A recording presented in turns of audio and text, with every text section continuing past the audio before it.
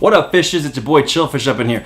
So basically last week during the filming of our really fun video, our structure decks getting too powerful, link in the description below, we kind of went on a tangent thanks to a question that was posed by D. Quick question, what if Zoo came out as a structure deck? Oh God. And with that question, we went off on a whole nother tangent, which is what we're going to be today's video, is what if Zoodiac became a structure deck? What if they were released instead of Dinosaurs? What if Dinosaurs became the main deck and Zoodiac was released as a structure deck? But think about it this way, okay? Hero's common. Yeah, we want like structure decks to be good, but how good are we talking? Because again, imagine if Zoo was a structure deck. But wait, what if, not Zoo, but what if True Dracos? I mean, well, think about it. Masterpiece. How good do we want it? Because right now Zoo's the best deck, and Zoo dominated the format for about 6-7 months. Imagine if that was a structure deck. And you know what? Probably in, I want to guess, 5+ years, it might become a structure deck. Honestly, yeah. What Konami does. But, what do you think? Trident's going to be a common. Is this good that structure decks are taking over, or like, are these good? I think it's best. I think if Zoo was a structure deck, I think it wouldn't have been as powerful. I don't think the Xyz would have been crazy. Sure, I think you would have gotten like a Tiger Mortar, maybe a Broad Bull, and then maybe. No, I don't think Chakanine. Chakanine would have been like what? What came in the pack? I will say this. Yeah. I'll say this. Let's say that everything in Raging Tempest that has Zoodiac in its name would be inside the structure deck. And remember, you're only going to be getting one of each inside the structure deck. So one Dryad, one Broad Bull, one Barrage. One rat. I think it would have been just as dominant. I think there would have been 2 rats because there are decks that come with 2 copies of cards. Yeah, you're right. And it would just have to be one of those things. Now, saying that, we all know that how dominant Zoodiac was in is absolute prime. And imagine this: everyone had access to those cards, and everyone was playing the deck. I think it would have died out quicker because think about it. Like Dinosaurs had a hot minute. They won Worlds, yes. But no one expected them to go into Worlds because they were like really popular for a few minutes and they kind of died out because everybody was playing. And then they just disappeared, and then suddenly everybody at locals had them again, and everyone was just playing them because nobody could afford Zoo. So everyone started playing Lightsworn again. Everyone started playing Invoke. Everyone started playing everything but Zoo because Zoo costs so much. And again, because the structure deck was more available and it just was something different. So again, imagine if the structure deck was available to everyone and it was a Zoodiac structure deck. The name of the structure would be called Zoodiac Rampage. Now that's the name of the structure deck. Tell me if you steal this. We want like a 20% cut. Yeah, absolutely. And you get 20, we get 80. So if that was a so we can structure actually deck, afford Zoo. if that was a structure deck and it came out February, instead of instead of the DDD structure deck, they pushed that back even farther.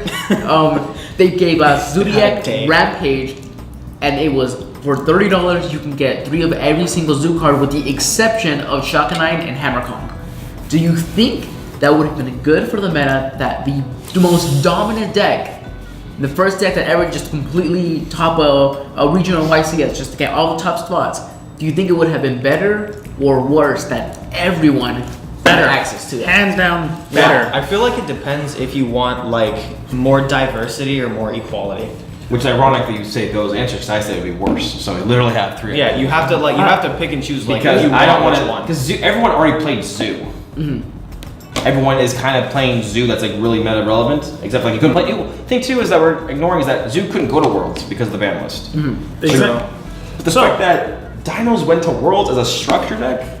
Exactly. It's just showing you how powerful structure decks can be. So that's why I said it'd be better. Just think about it. If everybody had strikes, ashes, and every high-priced great card that half of us can't afford to play Yu-Gi-Oh anymore because of those cards, if everybody had access to them, it would be less about money in the game and more about luck and skill. And the luck and skill you'd only ever have to worry about is when you're actually dueling. You're not playing against money like you are now. You're playing against actual people, and when it comes down to it, it's luck.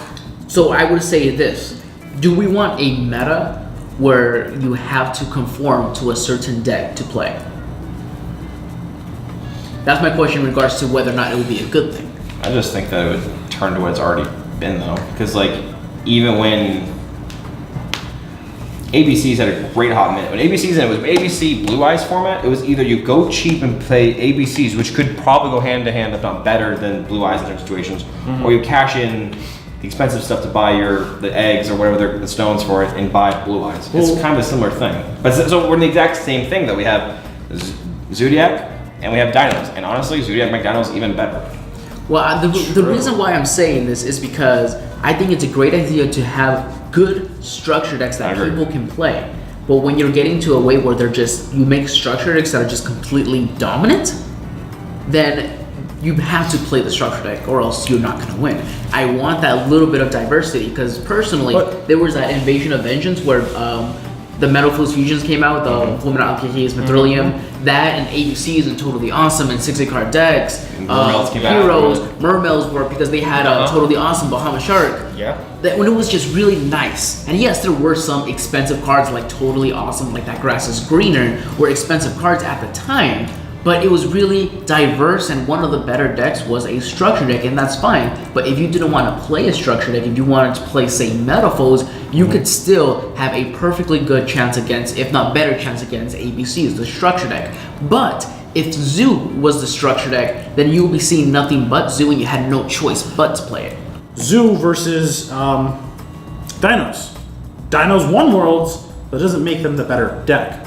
My point being is, if all the best cards were everywhere, it would create a stale format the way it always does. So you start seeing people start creating really diverse styled builds. The way when we first saw Zoo running Rampant when it first came out, you saw BA Zoo. You just saw an entire Zoo onslaught. It's the same way where like now. I'm seeing Dinos and BA variants, not BA, I'm sorry, ABCs and Dino variants everywhere. It's the same way when you get any super over-the-top deck, they're gonna find a bunch of ways to splash it into things. Yeah. My problem is, I'd rather see a structure deck come out and be the most powerful thing than have something like Necroz's format.